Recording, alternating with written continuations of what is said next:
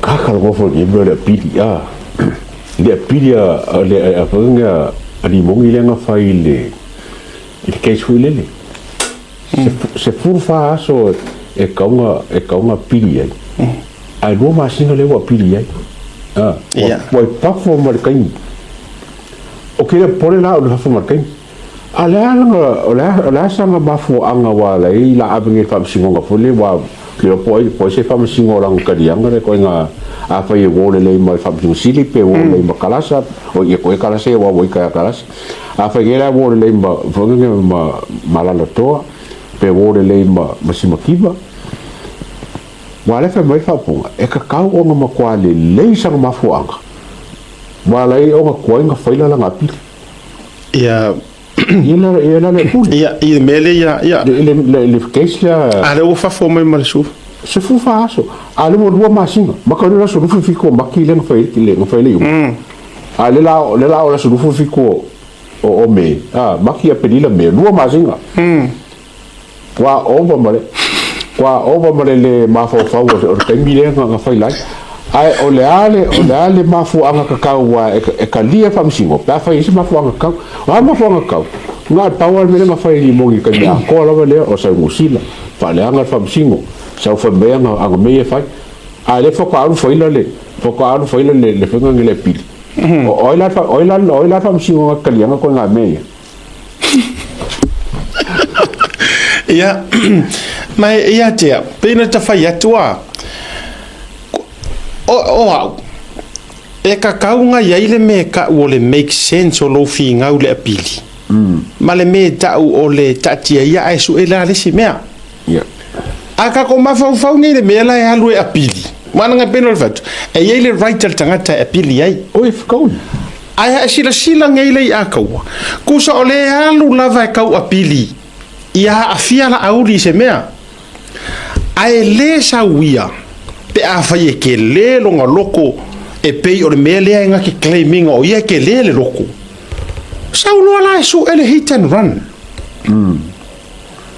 kusol menga le ke fai ko ai e makua le make sense la vai le mafau ua atili ai ona masalo salo tangata o e lava na mali wai tu au o e siaka si o me fa foringa o ma menge ma pepelo o manga lo ngere kalianga le Apili ai manga afu le inga fa alongo mai kanga kalo fa nga Apili wa akalia le Apili o ke fie pa akalia le Apili wala makanga le o Faamasino nga le hitema a ole manga ia la langa Apili le la fa yaku ka ko wola le ku le o le Apili a Apili loa waru ro dunga i kama kama sa o fa le supreme ai manga kuala ai o solo i lunga i ola e le si mau mea le la o so kulo mara mangole ia ole manga ia la kongi lunga i le Apili yo inga ke akapili wala ka si le fiongo fo ya fu mongo e fu mongo nga fa ya le case ia le manga fo i kaunu kuse manga ia lo woso loa walang lo woso lo lunga ke walanga ngango fa ya ese la langa Apili la pisa masa wa ma lengo me ia le ia o ile ilo ilo case e mo mai le matou case ma le lunga dio le fa ia fo ko fa ile so lo valu fa ko fa ile so lo valu o Julai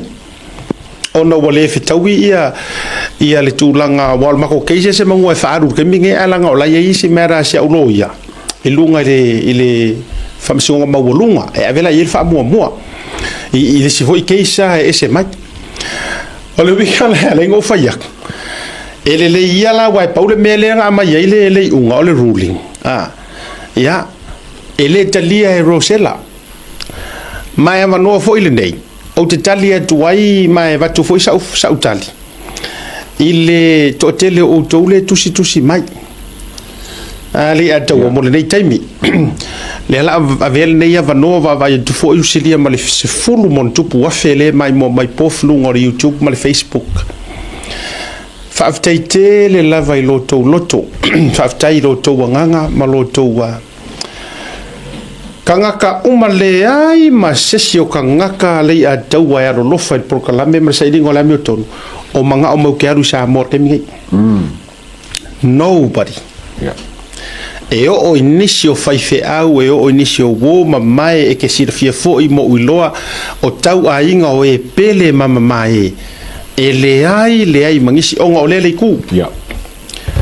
A lele ua kurioso vai la ka ko lele ua kurioso mai va ve fa ilo mai ngai mea. Ma ai le desperado. Le desperado so vingaro le to. Wa nga. O ka umangi wa ngua baka ngo fai ka mai ka ko ngafi. O mo ka ko kele le o la lo fa o kia. O nga o la manga ku le pio o fa ngaro o ka ngalo ngalo le o mo fa singonga. Yes. Ele fa pe ke fe ke alu o se simbea. E ke fefe ke alu, o ngo mea pio ngo whai au. O ngo whai au, paunga. Ale o te whai atu. O leisi vaenga le a tau alanga o leo o whai atu. E ala ino o whaanoa noa le ruling a le fionga le tamaitai Faamasino. Ai le ai maseo mai o le wari ia o ya Lemisio e le masonga kalianga po le mea lea. Paunga le mele na saule Lemisio tau mai tangata e whaapele mai ai ma whaasese e whaalongo kangaka. Whamai na o lau talo sanga o na o tūlanga i le whearua i whangata le whearua i o le mauongi livi ma mea uma. Le ia kaua. Le wa uma na provide i le Faamasingonga. I le kamaikai Faamasingo. Le wa uma le wa avela o whaila iai lau tangi i le tūlanga lea. Le sau o kau whaamakau le sau. Sau o kau whaamakau le whai mai runga, le whai mai message foi ngare le messenger request mai ale tōteli. E o ai le whanganga o au, e o ai le e ke o mai roi ngei. Lewo utara no sa mo, ola langa provide iei o le mela, kasi lea vaenga nga whi ngau ai ka mai kai loia. Ia lo sela. E kusa po fake pages lai whai amaia. Balanga fa mai le melea sa kaule Lemisio nga ngo fa makala le mele kangaka se ke fia so mai foi ke fia kama ai ke re kango fa makala uma me yang ava ku submissions o isi va o va henga te tele la valea na concern ye la lo ia le etawa o lo Saogalemu langa o sau ko fa makau e ke ku lau ele mai lo ingei ka apero uru fanga kulo mana tua o le o sau me ia inga ua sila kangaka ua public le mako maka upule o lai ngau lo sela o ke ala kuisa mo.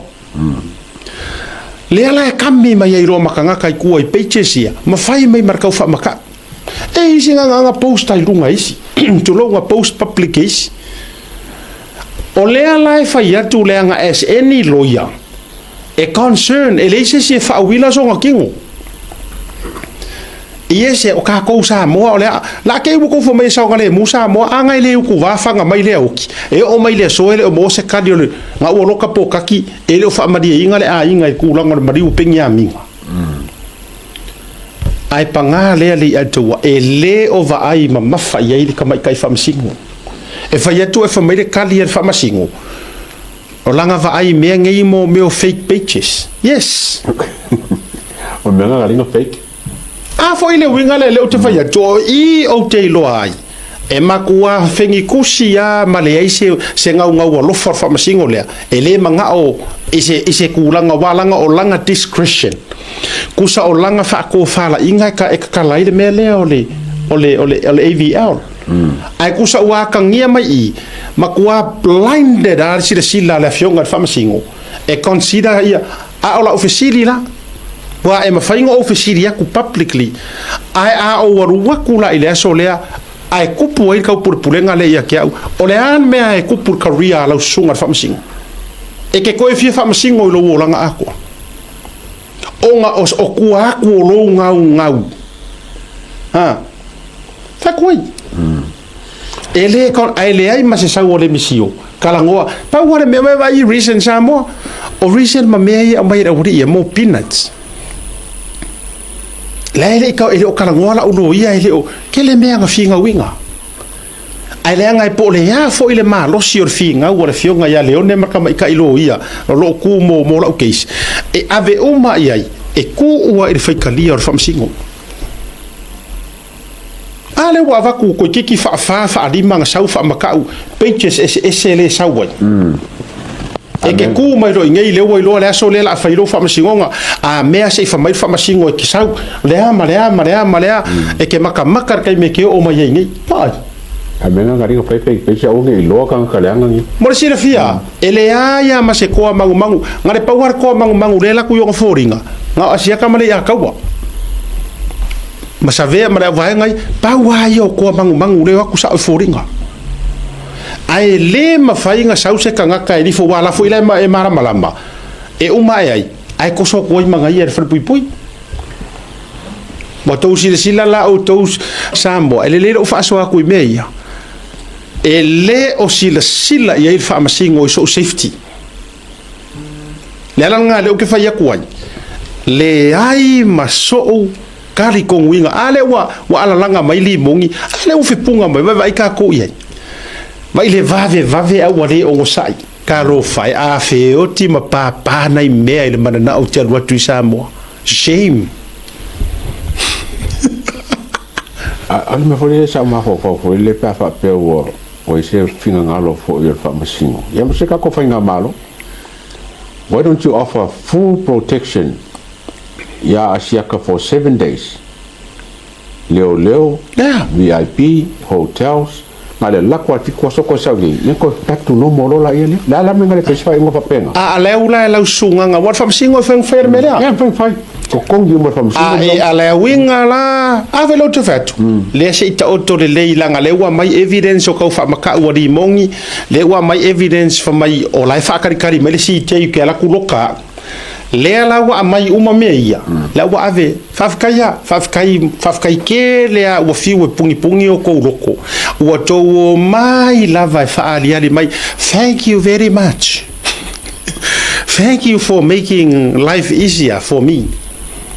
Lea Laa wa ave o ile legal team silange e ave fo il official lawyer city se silange po fea ngai ku ai nga me fa pengei o lea ka kaunga ualu ila ukeisi ngo ukangi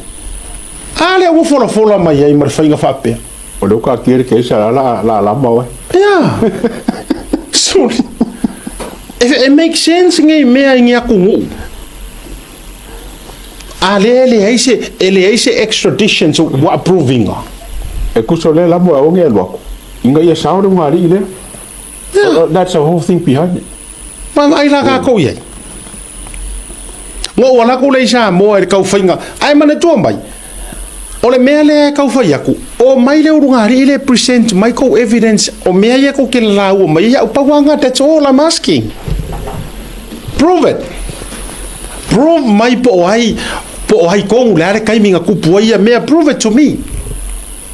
ale wo ka penga ko foi penga o fa ko le ia to ele ai se me sili lo fia ia le u fai le DNA o mea ngo ka mafau lo mafau now let me elaborate this leva ngo ku mafau pe o le mea ea o le a of la o vai la do I need to do this o sitting nga lo mafau le ato do I need to do this DNA testing thing I know God knows my wife knows everybody knows it in my family a le mea wo ku le mai e ia mai si kanga ka wo ula wo lunga inga lo mai ka ur mako ainga e ai e pe folinga mai o le wa aver fa porkiki ma me pe wa li fa ya ma ka ko ngui me ya kusa as long as ka ke ainga ai ke HRPP pe wa attack longa ya ma oi me ya o to mo me kusa wa vai ka ko le afeki le anga le me le finally ora o ka kalo le ile akua inga ua usai dia ku Samoa e ma fainga faisa ukangi lo ngari ile la ngai le yo Samoa ile o case kasi le mea ia ka usa o Lemisio ile ku tau tala sa o fo ilo ngutu ile tunu utulo la challenge le avaku e le yo se uru ngari ile Samoa o ngo se mako case le ai nga o Samoa ka fa ma o test nga o me mongia nga o Samoa e ka fa lili mai ka kongi ele ma fai ele fast nga lokala ua a foi o le kupu ka fa anga ai o fe ia ku Samoa ele yo Samoa se mako case let me set that record straight a wala ko ke ka go fika fa victimize fa pe mai o leo wa vai ia inga o siu ngari ir mako case anga fea nga o ise mako case le ai a o fe wa ia ku pe ia foi lele lai ia la e un kanga kama mama kanga kai le ala ia lor kula fongo a e solid kula fongo e ka kau ave o kula fongo aua la fia e fai de kala ma fakur kala ai manga o yelo entaito e ke adwa ku Samoa ma e ko fero e ke lua le io i Samoa onga o se mako case nga lua o rua ke lua ka fa ma lua fia show off so ai lo kai lo mo o rua Samoa i la ukang o fa sa onga nga le mea a faila o le urua peile price ka lo fai ka ukankangi mai Lemisio nga po ma fai mai o le wa costly le ungari i malea so what le o ke e sa ola ukara le fa mi li fa se fa ma ola wai ele ai ele fa ku we a ka ukala ma faku kala ma fai kala pay the price esa a e loa le lei o lo nguku e kuku mai ai le afi lo kau faleanga ai wakangi se sia oe o nga wa esasi fo i lo fia show office Samoa then by all means li fo fa sanga i menga awala de sau oe kau fa valea mai lau sunga le lilo awala sau kau fa kanga kau fa valea mai le valea uma kangaka a ko ngue valea ko ko supporters ko wa we cha pipi ai awala sau e kau fa kanga valea fa kau fai mai ko inga karangoa ngai le laro langi fa mai ia o le fo ua te tauna sau Samoa langa wa matua a fia siurunga li ile o asa kau fai kanga kama mangka afa ku Samoa la o nga masengo so Samoa lo ke o ko yo le mo le ko le uri ke o ko lo uri ana se ka ngonga le fa ka inga fa ke pulo le la oficina fatai taila fongo koe ma oe lea Lemisio ka ngofi lai vaku Samoa vaku la pe fainga rua karikaria se fai lai lo urupo o ngai la ku Samoa test mo la ke mi sa fam filosofi le ko yo oe lea limongi fai ka nga kai vaku mo Samoa fai e o vaku ro la le wori i Samoa ia mai pingo kilo la ia pe mo ila mele ko ki fai mai ai fa ko ye leva te ko so ngi le video fo ka kala ko pa election fo pa election na vai mo ngi ya le la pa di pa election le la so fai le ya la mele ko pisa le lo je ka le o ma sangi ro so ele ma sangi le me fa mai o mai la ma ko fo ele ma sangi ma ku Samoa le na tonua se lo ngai se me ka fu ka ma ko fa pela ke o ma ku fo e ka lu yo ko ni se me ngi ma ku fo ah ele me ma ko e te ale wo fo ye tu la utala tatu ta alu fa pena a ma fai nga se kiwa uma na me uma oi ai ma ngaiala kangola oele le kamaola malaia le ko e limongi la o felto o porokala me uma you watch this kulowa ele fa pe fo yo ke o se ki a kongo ke fa le nganga ma me umanga ele o se angeru ai a o manga kua o porokala me uma o le a o pisa ku per ko kulia se o kinga ale la fa ja joy wa uma o te le to eva tua se file mulo loto ia o te le to eva tua se file mulo loto o aso uma e te whaalongo pea nga ko akuri lo ki ngā ia oi aso uma ai ko akuri mo singi oro ya kule ai ko akuri o aso la e whaafonga la ia i le tua inga tūlanga ale wo whai atu wasi se tele le tō mai awake le dragon la nga moe harka la ko ia ele ifia ala irunga ia mea ale wo whai atu oi wai te fiu e su e se mea e te fiu e su e se mea tasi o ke lo fo ya e o ki lo fia fai mai ke koe lau awa o le taimia e te toi whaamanga mai ai le mele o le lau mei male o ele si ele vea ele lisi le o le whaupopo e malu ingoa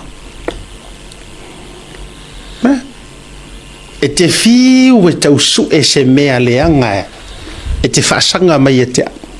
ke fiu leo o whai aku o tau uma tau te fiu ko ke o e langa mai lo kua ngai o ha uma ngā mea si o kaimi ngā o le ka whao o ka malo kaimi ngā mai eva ma Elvis mo Tom Jones Kenny Roger Te mi o ma feo ai ma Michael Jackson. E oi. Te mi ngā mako Mingo ma Beyonce ma Bruce Lee.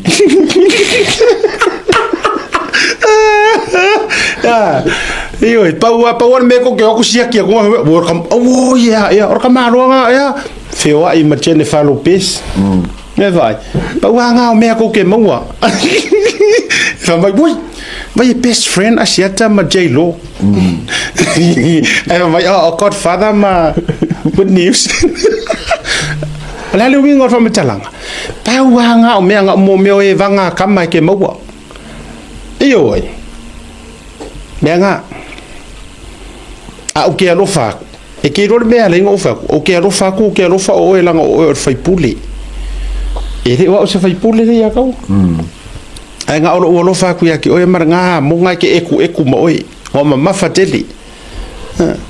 ya marsi silale al fo fkara marsi silale ma lo ko nga fa pule fa pengi